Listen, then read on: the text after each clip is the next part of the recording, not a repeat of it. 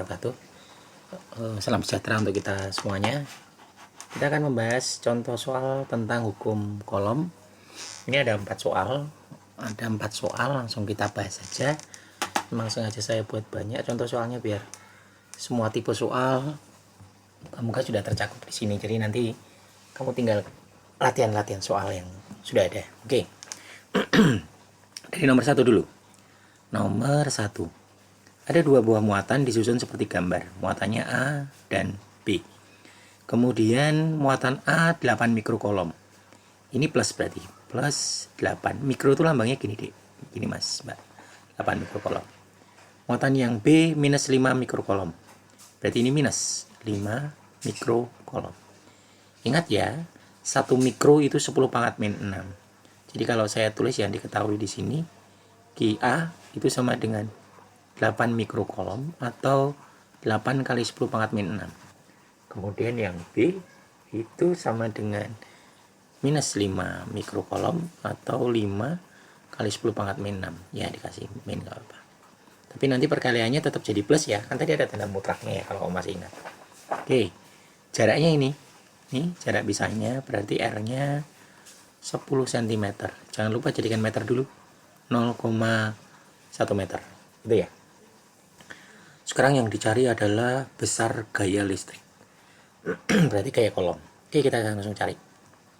F kolom itu dapat dicari dari persamaan ini. F sama dengan K Q1. Oh, di sini QA ya. QA kali QB dibagi dengan R kuadrat. Di tanda mutlak jangan lupa. Berarti nanti artinya walaupun minus, perkaliannya hasilnya minus, tetap kita tulis positifnya aja. Karena sudah diwakili oleh arahnya. Oke, langsung aja. Berarti nanti sama dengan, ini saya tulis di sini ya. Sama dengan K-nya itu 9 kali 10 pangkat 9. QA-nya itu 8, 10 pangkat min 6. 5-nya tidak usah saya tulis minusnya ya, langsung aja.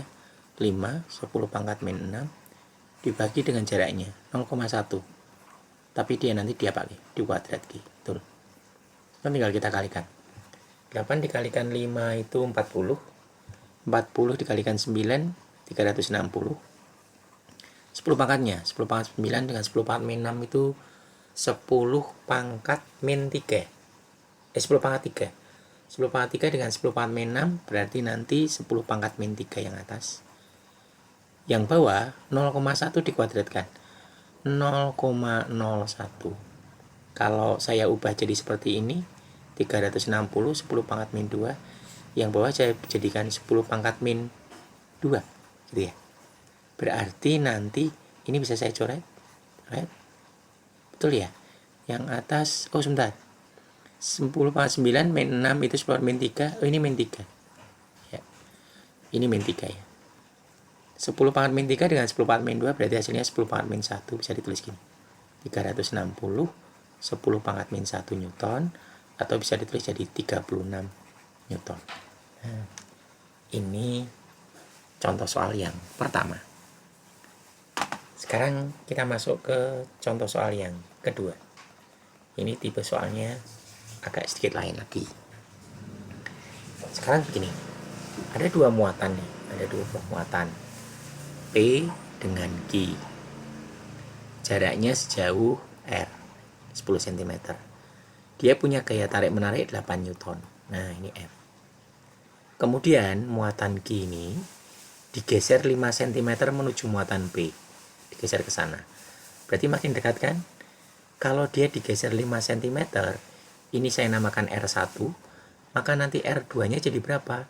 R2-nya itu jadi 10 dikurangi dengan 5. Nah, ini jaraknya sekarang, 5 cm.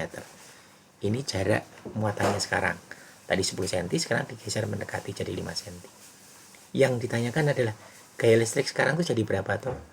Kalau ini saya namakan F1, maka yang ditanyakan adalah F2 ini jadi berapa sekarang? Ketika jaraknya diperkecil. Logikanya ya, karena antara gaya dan jarak itu berbanding terbalik, maka ketika jaraknya makin kecil, F-nya akan makin besar karena berbanding terbalik. Nah, sekarang cara mengerjakannya. Kalau kalian nanti menemui soal seperti ini, ada dua besaran dan salah satu harus dicari, maka kamu bandingkan saja. Bandingkannya bagaimana Pak? Begini, saya bandingkan aja misalkan F1, saya bandingkan dengan F2. Jangan lupa, F itu kan K kali Q. Q-nya siapa aja? P sama Q. Yo, Q. Q muatan P, Q muatan Q dibagi dengan R kuadrat. Tapi karena dia gaya yang pertama, R-nya juga kita pakai R-nya R1. Saya bandingkan dengan F2-nya. K, Q, P, Q, Q. Muatannya kan nggak berubah besarnya. Dibagi yang berubah hanya jaraknya, R2 kuadrat. Dari sini sudah terlihat, K ini konstanta yang besarnya sama. Coret. QP saya coret. Q, muatan Q, saya coret. Selesai. Berarti nanti perbandingannya tinggal didapatkan. F1 per F2 sama dengan seper R1 kuadrat per seper R2 kuadrat. Atau kalau mau ditulis jadi bagus, jadi gini. R2 per R1 saya kuadratkan. Nah, sebentar, ini saya ulangi dulu. Ya. Nah, sekarang kita masukkan angkanya. Gaya pertama itu berapa? Gaya pertama itu 8 Newton. 8. F2-nya mau kita cari. Sama dengan R2-nya. R2-nya 5 cm. Perlu diubah ke meter tidak? Kalau soalnya penerapannya dalam perbandingan gini, tidak perlu diubah dalam satuan meter, tidak apa-apa. Toh nanti kalaupun kamu ubah ke satuan meter pun nanti akan dicoret. Sama saja. Asal dia perbandingan ya, tidak mencari nilai F seperti yang nomor 1 tadi. Nah, berarti kita bisa bandingkan langsung gini. Oh, R2-nya 5. R1-nya berapa toh? R1-nya 10. Dia pakai di kuadrat G. 5 per 10 itu kan sama aja dengan 1 per 2 ya. Dikuadratkan berarti nanti kita dapatkan 8 per F2 sama dengan 1 per 2 dikuadratkan 1/4. Sekarang Anda kalikan silang, maka F2 akan didapat 8 kali 4, 32 Newton. Mana jawabannya? Oh, ini yang C. Nah, tuh. Ini penerapan yang kedua. Kita tidak perlu mencari QP-nya. QP-nya kan belum tahu Pak, tidak perlu dicari. Yang belum, ya betul kan, QP belum tahu, tidak usah dicari. Cukup pakai perbandingan seperti itu. Oke, nah sekarang yang nomor 3. Nomor 3 lain lagi. Sekarang agak lebih kompleks, meningkat lebih kompleks sedikit. Sekarang kamu lihat, ada 3 muatan, 1, 2, dan 3. Q3-nya positif, 5 mikrokolom, mikro ya, mikro itu 10 pangkat min 6. Q1-nya minus, Q2-nya minus. Berjarak 50 cm seperti berikut. Diletakkan di tengah-tengah antara partikel bermuatan Q1 dan Q2. Oh, ini kebalik gambarnya. Ini tidak itu, tidak di tengah-tengah. Jadi artinya maksudnya itu ini segini ini 50 cm. Nah, ini di tengah-tengahnya, yang di tengah-tengah Q2. Itu mungkin maksudnya. Berarti nanti dia jarak antar sini ini 25 cm ya. Yang di sini juga 25 cm. Nah, seperti itu. Oke. Sekarang yang mau dicari apa? Gaya yang dialami oleh Q3. Saya buat ilustrasinya dulu. 1, 2, 3. Muatan 1, muatan 2, muatan 3. Ini minus, ini minus, ini plus. Nah. Kita fokusnya pada muatan 3, gaya pada muatan 3. Gaya pada muatan 3 itu akan berinteraksi terhadap 2 muatan. Dengan siapa saja? Dengan muatan 1 dan dengan muatan 2. Sekarang kita cari arahnya dulu. Interaksi antara muatan 3 dengan muatan 1. 3 dan 1 kalau kamu lihat, ini minus, ini plus. Berarti nanti muatan 3 dan 1 tarik-menarik atau tolak-menolak? Tarik-menarik. Otomatis kita fokusnya di muatan 3 aja ya. Muatan 3 kalau interaksinya dengan muatan 1, dia akan tertarik.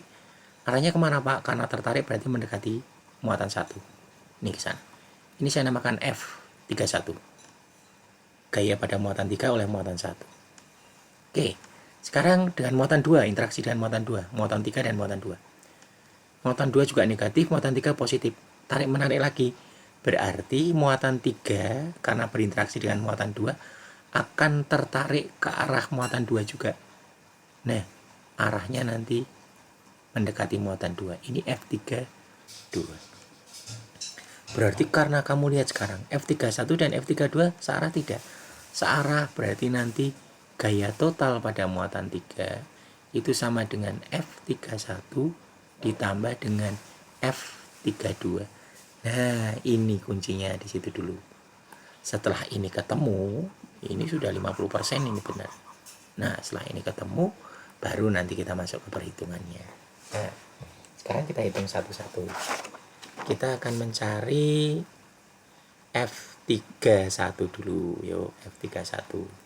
F31. Oh, sebentar, udah ada semua ya. Udah. Ini saya buat gini dulu. Ini 9 kali 10 pangkat min 6. Ini 4 10 pangkat min 6. Ini 5 10 pangkat min 6. Jaraknya 50, tengah-tengahnya 25 cm ya. Oke. Sekarang F31 itu berarti kita nyari jadi Q3 kali Q1 per jarak dari muatan 3 terhadap muatan 1 dia pakai kuadrat, jangan lupa. Nah, sekarang kamu lihat jarak dari muatan 3 ke muatan 1 itu berapa toh? 25 dengan 25. Oh, berarti nanti R31 itu sama dengan 50 cm. Kalau saya jadikan meter, saya bisa tuliskan jadi 0,5 boleh, 5 kali 10 pangkat min 1 boleh. Misalkan saya tuliskan gini ya, 0,5 meter boleh, atau 5 10 pangkat min 1 meter juga boleh. Nah, gini. Itu jaraknya. Nah, sekarang kita masukkan. K-nya 9 kali 10 pangkat 9. Q3-nya, Q3 5 10 pangkat min 6. Q1-nya 9 kali 10 pangkat min 6 per jaraknya 5 kali 10 pangkat min 1 dikuadratkan. Kuadrat ya. Yang atas nanti akan ketemu 981 kali 5. 405. 10 pangkatnya. 10 pangkat 9 dengan 10 pangkat min 6 itu 10 pangkat 3 toh. 10 pangkat 3 kalikan 10 pangkat min 6. Ini 10 pangkat min 3. Yang bawah 5 itu dikuadratkan 25. 10 pangkat min 1 dikuadratkan 10 pangkat min 2. Nah, 405 saya bagi 25 itu 16,2. 10 pangkat min 3 dibagi 10 pangkat min 2. Hasilnya 10 pangkat min 1. Berarti nanti kita dapatkan ini 1,62 Newton. Arahnya kemana Pak? Arahnya berarti F31 ke kiri ya, atau mendekati muatan Q1. Nah, itu boleh. F31 ini arahnya ke kiri. Kemudian lanjut, kita nyari F32. F32 itu berarti Q3 Q2 per R32 dia pakai kuadrat Q. Nah, sekarang kalau yang R dulu. R32 itu berapa toh? Cuman 25 cm. 25 cm. Ini bisa ditulis jadi 0,25 boleh meter ya. Jadi 25 10 pangkat min 2 meter juga boleh. Nah, sekarang kita masukkan angkanya. Harus saya turunkan dulu. Oh ya, ini saya geser dulu biar enggak terlalu mengganggu. Ya. Nah, kita masukkan angkanya. F32 itu PK itu 9 kali 10 pangkat 9. Q3-nya tadi 5 kali 10 pangkat min 6. Q2-nya berapa ya? Q2-nya sebentar, saya tarik ke atas dulu. Q2-nya itu 4 ya. 4 kali 10 pangkat min 6 per jaraknya. Jaraknya 25 ya. 25 kali 10 pangkat min 2 dia pakai dikuadrat Q. Betul kan? Nah, sekarang yang atas. 5 kali 4 itu 20. 20 kali 9 180. 10 pangkatnya masih sama, 10 pangkat min 3. Yang bawah nanti dapat 625. 10 pangkat min 4. 180 dibagi 625 itu 0,288. 10 pangkat min 3 dibagi 10 pangkat min 4 itu 10 pangkat, hati-hati ya, 10 pangkat 1. Berarti ini bisa saya tulis jadi 2,88 Newton. Arahnya kemana Pak? Ke kiri juga. Berarti nanti F3 nya itu sama dengan F31 tambah F32 karena searah. Berarti 1,62 ditambah 2,88. Betul kan? Hasilnya 4,5 Newton. Arahnya kemana? Ke kiri. Yang mana jawabannya? Ini 4,5 Newton. Mendekati Q1 ke kiri. Gitu ya. Nih. Contoh soal yang terakhir. Tipenya lain lagi. Nah, kalau tadi kan segaris searah dijumlahkan, kok nek berlawanan dikurangi gitu ya. Ini kan searah malah dijumlahkan. Sekarang bentuknya segitiga. Segitiga sama sisi, ada 3 muatan di segitiga sama sisi 30 cm. Muatannya 2, 10/6, 2, 10/6, 2, 10/4. Ini yang C. Kamu disuruh nyari gaya kolom pada titik C. Oke deh, gambarkan dulu pelan-pelan. Gini, nih, sama sisi ya. Kalau sama sisi itu sudutnya berapa tuh? 60 derajat. Ini berarti ya 60 derajat. Ini ya 60 derajat. Nah, kelihatannya siku-siku ya, tapi 60 aja ya, dianggap 60 ya. Anggap aja ini muatan A, ini muatan B, ini muatan C. Yuk, masing-masing positif semua. Ini plus 2, ini plus 2 10/6, ini plus 2 10/4. Nah, sama seperti tadi, kita akan mencari interaksinya masing-masing dulu. Kan kita mau mencari gaya kolom pada titik C, berarti konsentrasi fokus kita pada muatan C. C akan berinteraksi dengan dua muatan yang lain, dengan A dan dengan B. Yuk dengan A dulu. Kalau dengan A itu positif, C juga positif. Tolak menolak atau tarik menarik? Menurut kamu kira-kira? Karena dia sejenis, berarti apa? Tolak menolak. Berarti C itu dengan A akan tolak menolak, maka C akan menjauhi muatan A. Kemana menjauhinya? Ke sana. Nah, ini saya namakan F C oleh muatan A, gaya muatan C oleh muatan A. Sekarang dengan anu Pak, dengan yang muatan B. Yuk.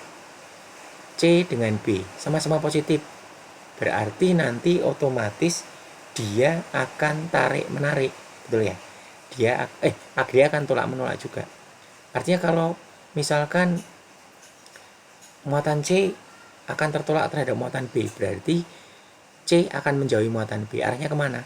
Supaya menjauhi muatan B berarti arahnya ke sana. Ini saya namakan F C B. Nah, sampai situ paham? Oke. Nah, sekarang kamu lihat, Pak, ini kok nggak searah, nggak berlawanan arah ya? Pakai sudut nih. Ini ada sudut apitnya toh? Ada sudut apitnya toh? Sudut apitnya coba kamu lihat berapa ini? Oh, ini 60 derajat juga. Nah, terus caranya nyari gimana? Ingat kelas 10 waktu pelajaran vektor, resultannya itu sama dengan akar, gayanya ada 2, berarti FCA kuadrat tambah FCB kuadrat, betul ya, ditambah 2 FCA FCB kali kosinus 60 derajat. Itu ya. Nah, sekarang kita harus nyari dulu CA dan CB-nya dulu. Cos 60 ini apa tau? Cos sudut apitnya. Masih ingat tau dulu? Jadi kalau misalkan ada gini, ada dua gaya gini, ini F1, ini F2, kemudian ini alfa, maka nanti resultannya ditentukan dengan jajaran ginjang gitu. Nih resultan. Dengan resultan itu sama dengan akar ini tadi. F1 kuadrat, F2 kuadrat plus 2 F1 F2 kosinus alfa sudut apitnya. Jangan lupa ya. Nah, ini saya kotai dulu biar nggak lupa. Nah, ini kalau dia mengapit sudut 60 derajat itu dari sudut apitnya. Nah, sekarang kita cari dulu masing-masing CA dan CB-nya. Yuk kita cari. Saya turunkan dulu CA dan CB-nya. FCA kalau saya hitung ini FCA pakai K, Q C, Q A per R kuadrat. Nah, sekarang kita cari FCA. Ingat-ingat loh ya, jarak antara C ke A berapa tuh Pak? Karena sama sisi berarti ini 30 cm, ini juga 30 cm, ini 30 cm. Nah, berarti R-nya sudah tahu 30 cm. Sekarang kita masukkan 9 kali 10 pangkat 9. C-nya nanti 2 kali 10 pangkat min 4, betul ya? A-nya 2 kali 10 pangkat min 6 per 30 cm jadikan meter. Itu berarti dapatnya 0,3 atau 3 kali 10 pangkat min 1. Ini saya kuadratkan. Nah, yuk sekarang kita cari dulu. 9 nanti bisa dicoret. 10 pangkat 9 dengan 10 pangkat min 4, 10 pangkat 5 dengan 10 pangkat min 6, 10 pangkat min 1. Berarti nanti hasilnya 9 kali 4 kali 10 pangkat min 1 per 9 kali 10 pangkat min 2. Saya coret. Gitu. Maka nanti kita akan dapatkan hasil 4 kali 10 pangkat 1 atau 40 Newton. Ini yang FCA. Yang FCB Pak, FCB. Kelihatannya sama nih. K QC kali QB dibagi R. Ini RCA ya. RCA, kalau yang ini RCB. Walaupun sama tapi harus ditulis gitu ya. 9 kali 10 pangkat 9. QC-nya 2 10 pangkat min 4. QB-nya nah sama kan. 2 10 pangkat min 6. Jaraknya juga sama. 3 kali 10 pangkat min 1. Dengan cara yang sama kamu hitung hasilnya nanti 40 Newton juga. Sekarang kita pakai persamaan resultan ini. Berarti nanti resultan gaya pada titik C ini kita pakai akar FCA kuadrat. FCA-nya berapa toh? 40. Berarti 40 kuadrat ditambah FCB kuadrat 40 kuadrat, betul ya? Ditambah 2 kali 40 kali 40 kali kosinus sudut apitnya 60. Iya. Maka nanti kita dapat hubungan akar ini 40 kuadrat semua ya. Coba ya, bentar. Ini 40 kuadrat, saya tulis gini biar mudah. Ini sudah kelihatan kok. Plus 40 kuadrat plus 2 kali 40 kali 40 40 kuadrat ya. Cos 60 itu berapa? Setengah. Nah, ini saya coret. Habis. Berarti hasilnya nanti akar 40 kuadratnya ada berapa? Ada 3. 3 kali 40 kuadrat di akar. 40 kuadrat keluar dari akar berapa? 40. 3-nya masih dalam akar. Akar 3 Newton. Nah, nih. Berarti jawabannya yang C. Nah, itu tadi ada 4 tipe soal untuk gaya kolom. Yang harus diingat adalah kamu harus menganalisis arahnya dulu. Setelah tahu arahnya, maka kamu baru bisa menentukan nilainya. Kalau dia segaris masih mudah. Segaris itu berarti kalau seperti contoh soal nomor 3 ini tadi. Kalau dia searah berarti dijumlahkan, kalau berlawanan arah dikurangi. Tapi kalau dia mengapit sudut, berarti kamu harus pakai tipe soal yang nomor 4, contoh soal nomor 4. Oke, itu dulu untuk contoh soalnya. Terima kasih.